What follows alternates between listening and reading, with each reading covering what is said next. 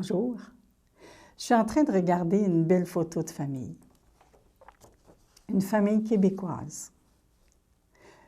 Une belle famille joyeuse.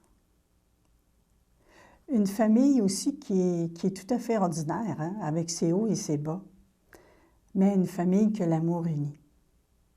À travers cette photo, il y a une personne que peut-être certains d'entre vous allez reconnaître, c'est Madame Paulette Chénard. Paulette, c'était une femme qui a été très engagée à Drummondville. Elle s'est impliquée dans des mouvements, dans des organismes, en paroisse. Elle a aussi une très belle spiritualité, qui est une force pour elle. Aujourd'hui, je me suis organisée pour que vous puissiez la rencontrer. Vous savez, être malade, c'est déjà pas agréable. Mais de recevoir le diagnostic d'un deuxième cancer, qui est le cancer des os, ça, c'est toute une épreuve. C'est ce que Paulette a dû accueillir avant Noël. Elle a accepté que je la rencontre pour témoigner. 2 jours après que l'enregistrement a eu lieu, elle a eu de la difficulté avec sa santé. Je vous demande de prier pour elle. Paulette a un beau message. Comment vivre la sérénité à travers la maladie? C'est ce qu'on va voir ensemble. J'aimerais qu'on puisse prendre le temps, quand même, d'accueillir son message comme une lettre personnelle pour chacun de nous. Puisqu'elle livre son cœur, elle livre ce qui l'habite dans les incertitudes comme dans le soutien. Allons la rejoindre. Bonjour, Madame Paulette Chénard, ça va bien?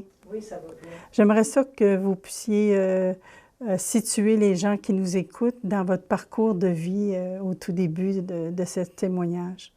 Bien, je suis arrivée à Drummondville en 1966 comme gérante de la librairie du Centre du Québec, où j'ai travaillé 21 ans.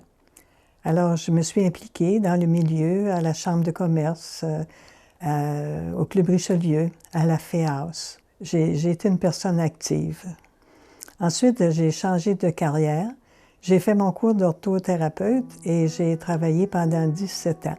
Et c'est à la fin de mon cours que j'ai appris que j'avais le cancer du sein, dont il y aura 30 ans cette année.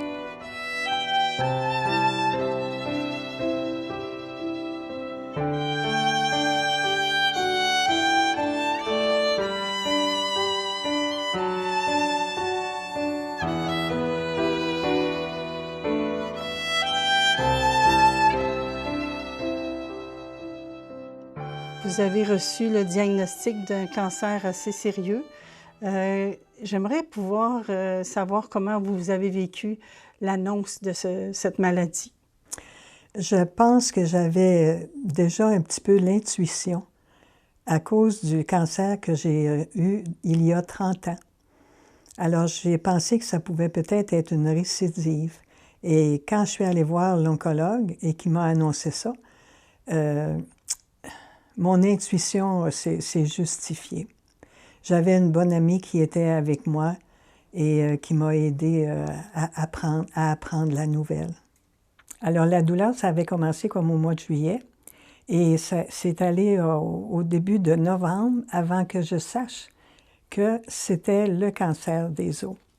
Et il y a eu des prélèvements et on ne pouvait pas me donner de traitement parce qu'on ne connaissait pas la souche. Et quand on a connu la souche, c'était la même que le cancer du sein il y a 30 ans. Alors, à ce moment-là, le traitement a pu commencer et ça a commencé vers la mi-décembre. Je me dis, à quelle place que tu prends ta source de vie actuellement? Bien, ça fait plusieurs années que je vis une spiritualité qui m'aide à vivre le présent, à rester à mon aujourd'hui. Hier, les grâces que j'ai reçues hier, là, elles sont passées. Elles ne sont plus là. Si j'ai bien vécu mon aujourd'hui, et c'est par une revue de chaque journée que je fais pour voir comment ça a été ma journée, comment je l'ai vécu, ce moment présent. Et le lendemain, c'est une nouvelle journée. Puis c'est une belle journée qui commence. Puis je pense que j'ai la grâce. J'ai la grâce de vivre ce présent-là Et je vis cette maladie-là avec sérénité, avec beaucoup de sérénité. Apprendre plutôt à s'émerveiller plutôt que de se plaindre. Essayer de ne pas critiquer négativement, bien, c'est d'essayer d'avoir un regard positif sur l'autre et avoir un regard positif sur moi aussi. Et de rendre service aux autres. Quand on rend service, c'est à nous que ça fait du bien le premier. Et tu deviens à ce moment-là un élément de paix dans ton milieu. Alors, toutes ces attitudes-là m'aident à vivre en présence de Dieu. Et c'est ma force parce que j'ai ma vie de prière qui me... C'est comme ma vie de prière, c'est comme un salage pour moi qui me donne l'énergie pour ma journée. Okay. Et j'ai un environnement qui m'aide à vivre pleinement cette sérénité-là. J'ai des bons voisins. Ici, dans ma rue, je suis une rassembleuse. Je recevais plusieurs de mes voisins une couple de fois par année. Et je pense qu'aujourd'hui, en tout cas, mes voisins me sont d'un réel soutien parce que souvent, j'en ai une, elle fait de la bonne soupe, elle m'en apporte un pot. L'autre va m'apporter des petites galettes végétariennes. Alors, il prépare un souper. Des fois, j'en ai une partie, il y a un partage. Ensuite, j'ai des bonnes amies qui viennent avec moi quand j'ai à aller chez le médecin. Je suis vraiment pas seule. Je reçois des téléphones, je reçois des courtes visites que j'apprécie beaucoup. Et je pense que tout ça, quand je fais ma revue du jour le soir, en regardant tout ce qui m'est arrivé de positif dans la journée, j'ai rien à me plaindre parce que j'ai tout ce qu'il faut pour m'aider. Et je pense que m'asseoir devant le Seigneur, c'est mon solage pour la journée et c'est ma force. C'est ma force parce que je vais puiser à l'intérieur de moi les forces qu'il m'a données. J'ai un téléphone, ça m'a créé du dynamisme, ça m'encourage et je passe à autre chose. Il vous arrive-t-il de pleurer, d'avoir des moments de découragement devant ce qui vous arrive? Oui, ça m'arrive, je ne le cache pas. Des fois, c'est la nuit et ça me fait du bien. Mais je ne peux pas dire que c'est quelque chose qui m'arrive souvent parce que je ne suis pas quelqu'un qui s'apitoie sur elle-même, là. Dans le jour, quand des fois que je vis de la solitude, je fais des petites pratiques de violon. J'aime la musique et je fais de la lecture. Quand je ne m'endors pas dessus, là. Mais non, je ne peux pas dire que j'ai des gros moments d'ennui, mais oui, à un moment donné, il y a des émotions qui montent. Puis c'est comme une libération pour moi, c'est comme une soupape. J'ai besoin que le surplus sorte. Un dimanche, j'écoutais la messe à Radio-Canada et j'ai entendu le prêtre qui dit « Dieu a une parole dans son cœur pour toi. » Et j'ai une immense émotion qui a monté, j'ai éclaté et il y a quelque chose qui s'est passé. Une expérience de Dieu, hein? Oui.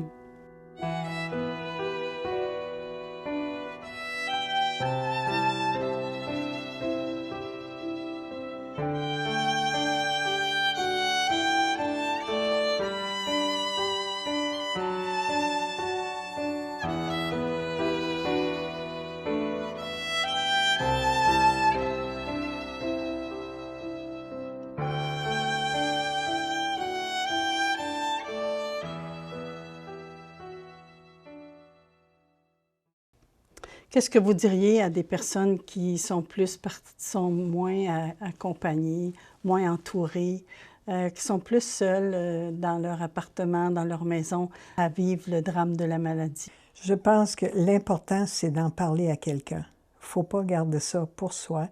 Il faut être capable de le dire, ce qu'on a à l'intérieur, même si c'est juste à une personne. Moi, je suis chanceuse, j'ai plusieurs amis autour de moi et avec qui je peux parler.